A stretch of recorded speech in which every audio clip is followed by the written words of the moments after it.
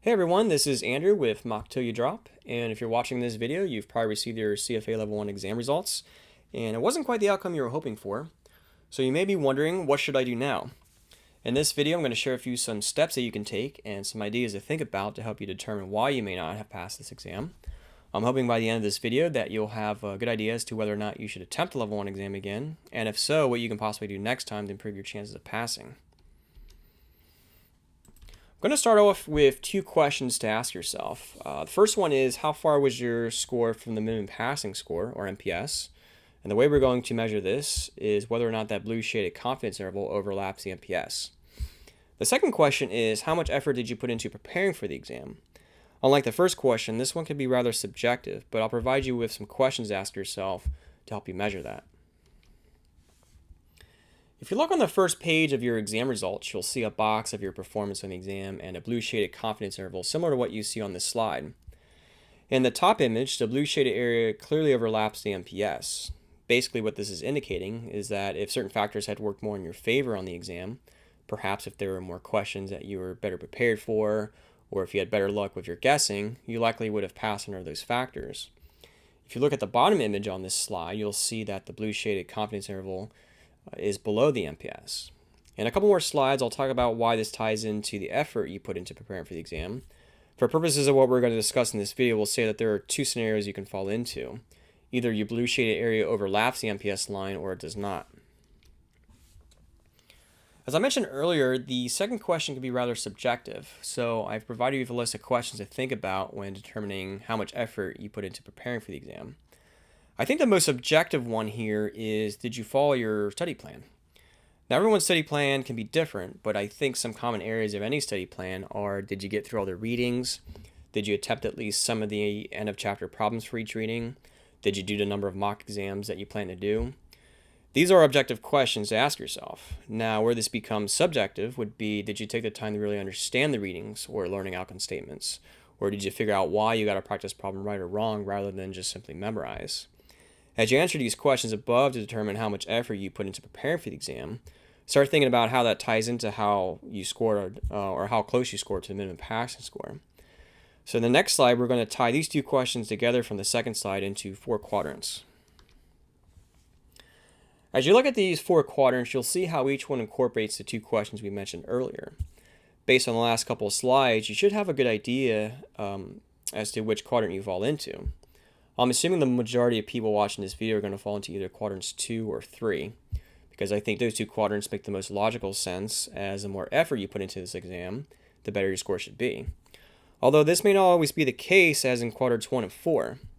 I'm going to go over each of these 4 quadrants on the next slide, or the next few slides, which I'm hoping should help you not only determine if you should attempt Level 1 exam again, but also what you can possibly do next time to improve your chances of passing. I'm going to start with quadrant 4 on the next slide. However, if you fall into the other quadrants and would like to skip ahead, I've provided those times below this video so you can fast forward. Alright, so if you happen to fall into quadrant 4, the obvious advice here would be to just put in more effort. Well, I think there's more that needs to be said than just that. If you go back to the slide where I talk about the factors that create the blue shaded confidence interval, it's possible that the questions in the exam were in your favor.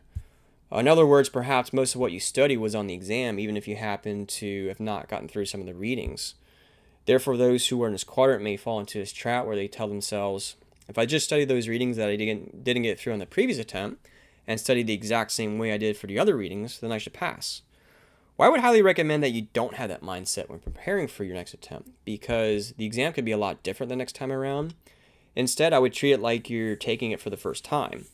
Obviously, you'd want to study those readings that you didn't get through on your previous attempt, but instead of studying the exact same way for the other readings, even if you aced those before, treat them like they're going to be more difficult in your next attempt. That way you're less likely to see any surprises the next time around. I think if you fall into quadrant 3, you definitely have some upside potential with putting in more effort. The question here is, if you put in more effort, will it be enough to get your score above the minimum passing score? One way to help yourself determine this is to look at how you scored in the topic areas on the second page of your exam results. See if you can pinpoint which topic areas you put a lot of effort into, and see if you scored well in those. If you notice a pattern where you put in a lot of effort into a certain topic area and you did do well, I think that's a good sign if you can apply that same effort to the other topic areas that you didn't put a lot of effort into, assuming that you didn't score well in those. If you fall into quadrant 2, you put in a lot of effort and were close, if not very close, to passing. Perhaps your score was almost touching the MPS line. I think a trap that people can fall into here is that they look at the 1 or 2 topic areas that they didn't do so well in, and they focus a lot of their study effort on those areas while pretty much doing the same study techniques for the other topic areas on their next attempt.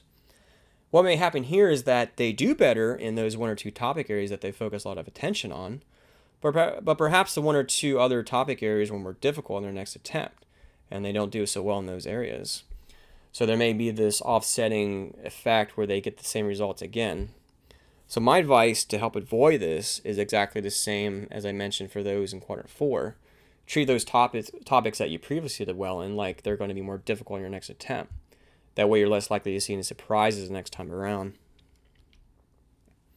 Quadrant 1 is probably the most frustrating quadrants to be in because you put a lot of effort into preparing for this exam, but you were far from the minimum passing score. And one thing I would tell someone who falls into this category is that there may still be hope for you. We've talked about 2 questions so far in this video. How close was your score to the minimum passing score? And how much effort did you put into preparing for this exam? But there's a third question that we've not addressed yet that I think someone who falls into this quadrant may want to consider. And that is, did you use the right study strategy? So how do you know if you use the right study strategy? Well, first, if you fell into quadrant 1, you probably need to reevaluate your study strategy because you already indicated that you put a lot of effort and you didn't get close to the outcome that you wanted. Therefore, putting in more effort is most likely not going to work for you. So what I would recommend is try something different next time. For example, if you only use the CFA Institute books on your previous attempt, perhaps you may want to add a prep provider's notes or videos to help you, understand the concepts better. Or maybe the prep provider that you use was not effective, so maybe you need a different one. Or maybe you just need to spend more time in the CFA Institute books. Everyone's different here, so there's no one right answer other than trying something different and seeing if that works better for you the next time around. If you got this far in this video, I would say you should definitely give the exam another shot, no matter what quadrant you fell into. Because I think what's going to have the biggest impact on whether or not you pass this exam is going to be your commitment. If you're committed to figuring out why you didn't pass this exam on your previous attempt and then try to fine-tune your study strategy or put in more effort or both for the next time around, then I think you have a much better shot at passing. Alright, if you found this video helpful, please hit that like button and don't forget to subscribe below. Thanks for watching.